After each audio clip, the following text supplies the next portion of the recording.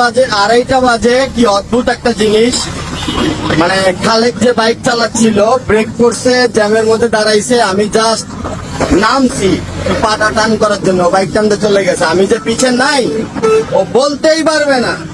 এমন একটা জায়গা, না আছে কোনো দোকানপাট, না আছে কিছু। আমার লাইফে এরকম হরিবল এক্সপিরিয়েন্স আমার হয় নাই। মানে আমি অলমোস্ট এই দিক দিয়ে প্রায় 3 কিলো হেঁটে আসলাম, ভয়ে টোটাল হাইওয়ে পুরা খালি।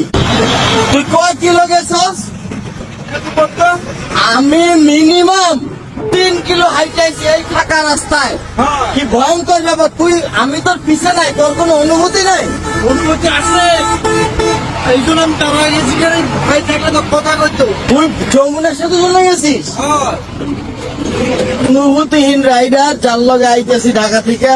আচ্ছা খালে টিপটা আমার কত? আমি যে জ্যামের মধ্যে একটু দাঁড়াইলাম জাস্ট পাটা টান করার লেগে, দেখি তুই যাইতে আসছ। আমি ভাবছি তুই সামনে যে উঠে রাস্তায়, যেহেতু সাইডে নেমে গেছিলাম, উঠে দাঁড়াবি, দেখি তুই চলে যাচ্ছিস।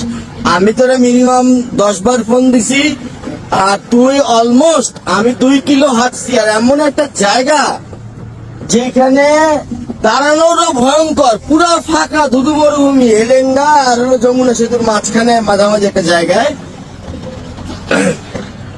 তারপরে হাঁটতে, এখন কি করবো, এখন দাঁড়ানো যায় না, হাঁটতেছি। তো তুই কি এই 8-10 কিলোতে চলে গেলি, এর মধ্যে একটা আমার মনে হলো না পিছনে একটা লোক আছে, জলজান্ত একটা মানুষ, সে নাই?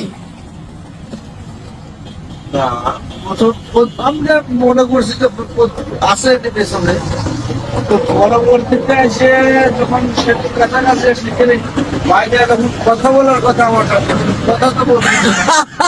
মানে বুঝেন ভাই কেমন ফিলিংসলেস বা অনুভূতিলেস, যে ভাই আমার সাথে কথা বলার কথা, বাট বাইকের পিছনে যে একজন রয়েছে তার কোনো হুশই নাই, কি যে একটা বিপদ।